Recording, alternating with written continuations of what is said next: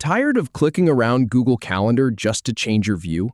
Learn how to switch between day, week, month, year, and schedule views in under 2 minutes. In this tutorial, I'll show you exactly where the View drop-down menu is and how to select each calendar view. Let's start with the day view. Start by clicking the View drop-down menu in the upper right corner. Then select your preferred view, like Day View. Now click the drop-down menu again to switch to a different view. This time, choose Week View.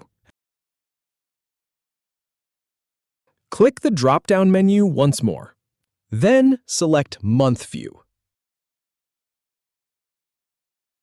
Go ahead and click the drop-down menu.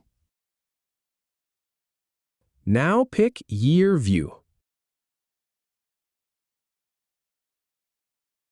Click the drop-down menu again.